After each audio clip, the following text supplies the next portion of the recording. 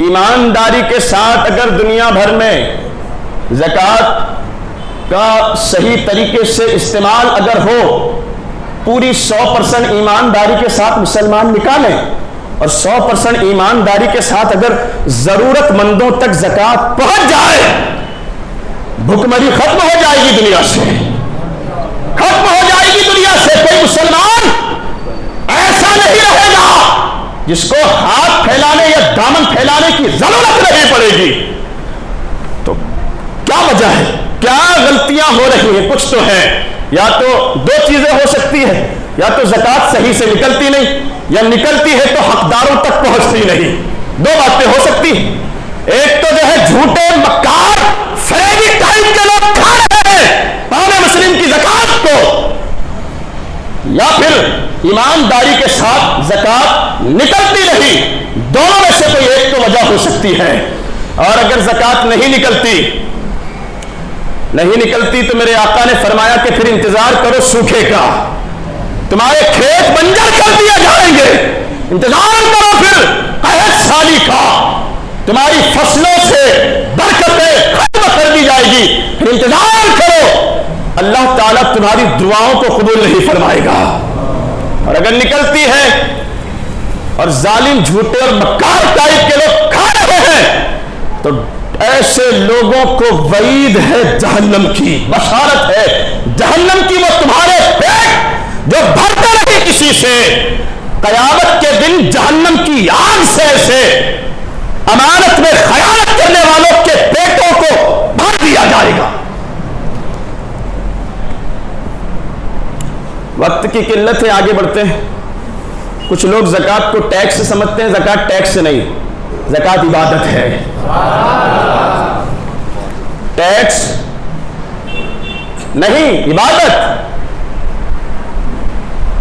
2.5% صرف دینے پر، جو قرآن کی آیت ہے نا، 10 سے لے کر 700 گنا تک اللہ نیکیاں عطا فرماتا ہے، پلس وہ جو مال جس سے آپ نے زکوٰۃ ادا کر دی ہے وہ جلنے سے، ڈوبنے سے، چوری ہونے سے، کورٹ کچہری میں جانے سے بچ جاتا ہے۔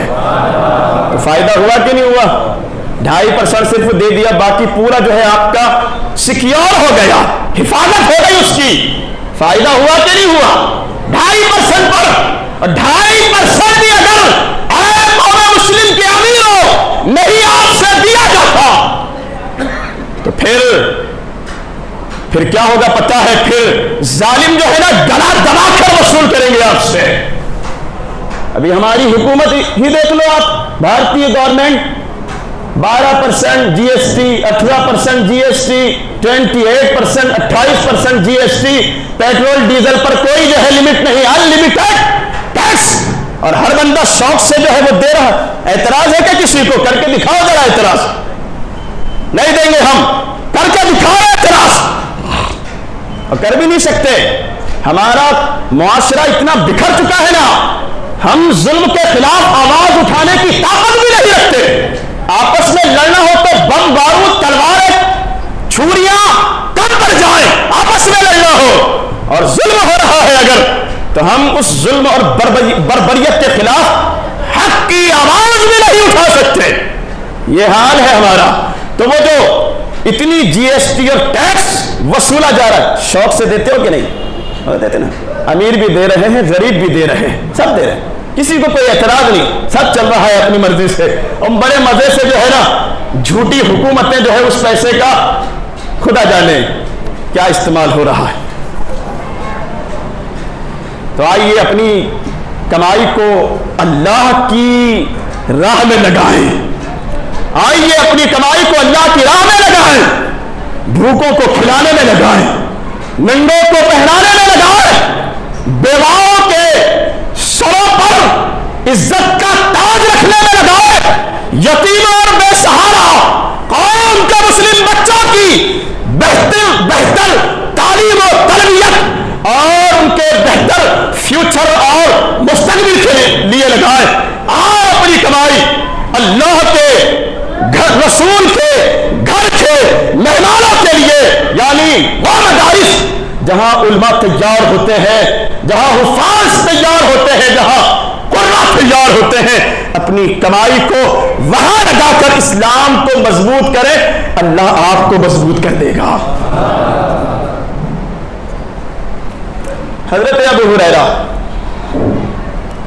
کہتے ہیں جو شخص پاک کمائی سے کھجور کے برابر بھی اگر خیرات کرتا ہے نا تو اللہ تعالیٰ ایک بات یاد رکھے حلال کو قبول فرماتا ہے، وہ پاک ہے اور پاک کو قبول فرماتا ہے۔